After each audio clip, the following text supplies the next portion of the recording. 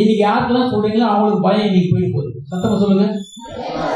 இன்னைக்கு யாரெல்லாம் சொன்னீங்களோ அவங்க இனிமேல் பொண்டாட்டி பார்த்து பயப்படவே தேவையில்லை. சத்தமா சொல்லுங்க.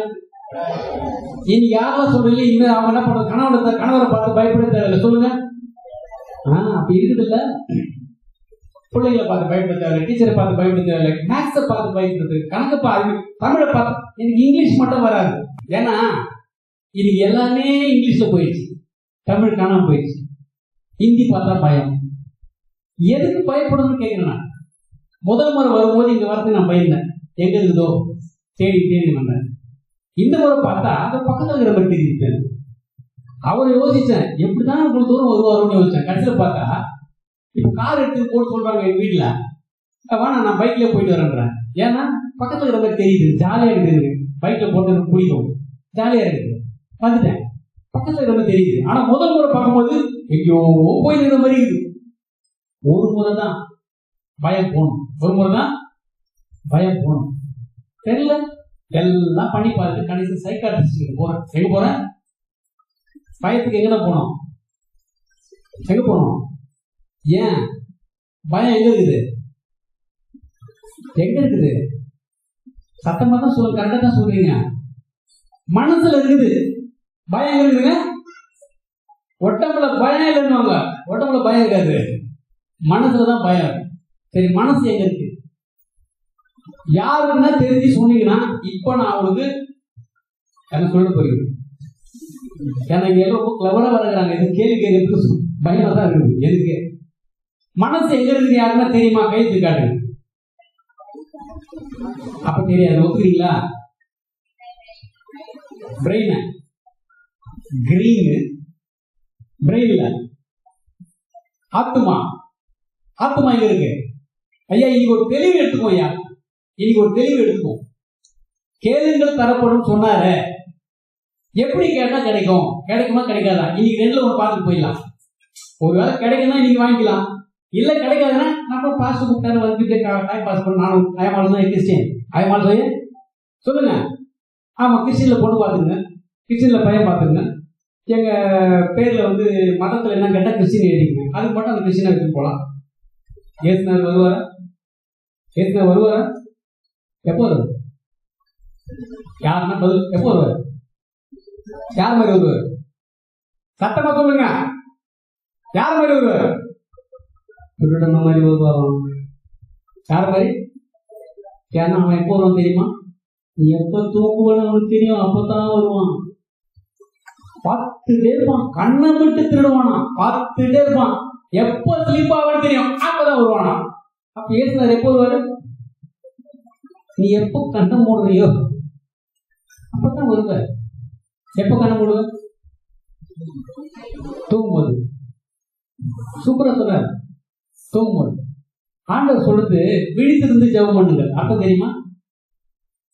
விழித்திருந்து ஜெபம் பண்ணுங்கள். எத்தனை பேருக்கு அர்த்தம் தெரியும்? விழித்திருந்து ஜெபம் பண்ணா என்னது? கண்ணை திறந்து வச்சுக்கின்னு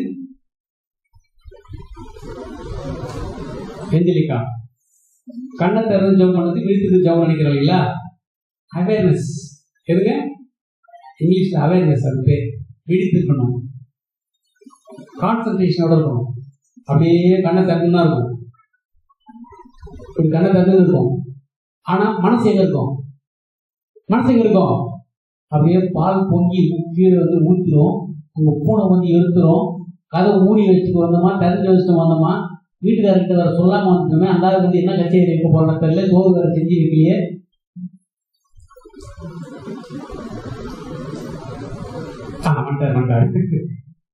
இங்கதான் உடம்பு இருக்கும், ஆனா மனசு வெளியில இருக்கும்.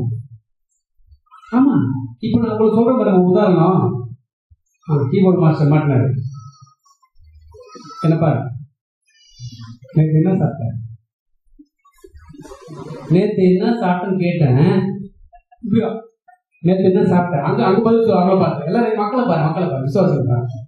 அவங்கள பார்த்தே சொல்லு, நேற்று என்ன சாப்பிட்டேன். அவங்கள பார்த்தே சொல்லு, அவங்கள பார்த்து. நேற்று என்ன சாப்பிட்டேன். சூப்பரா வாசிட்டா கீபோர்டு. நான் சொல்லு, நேற்று என்ன வாசிட்டேன். சரி, நேற்று என்ன சாப்பிட்டேன். அவங்கள பார்த்து சொல்லு. நேற்று மதியம் என்ன சாப்பிட்டேன். அவங்கள பார்த்து சொல்லு. சரி, நேற்று நைட்டு என்ன சாப்பிட்டேன். அவங்கள பார்த்து சொல்லுடா. நேற்று காலையில் என்ன சாப்பிட்டாரு? சாப்பிட்டது தவிர வேற எதுவும் கேட்கிறதா? குட் பாய். அவன் கண்ணு என்ன நான் கேட்கும்போது அவன் கண்ணு எங்களுக்கு போச்சு பாத்தீங்களா? எத்தனை பேர் கவனிச்சிங்க? வசனம் சொல்லியிருக்குது, உன் கண் தெளிவாக இருந்தால் சரீரம் முழுசும். நீங்க கேளுங்க, யாருக்குன்னா ஒரு கேள்வி கேட்டு அவன் கண்ணை பாருங்களேன். அவன் திரு முடிக்கிறான்பா, அவன் தப்பு பண்ணிக்கிறான், அவன் மொழி சரியில்லை, உண்மையே இல்லையா?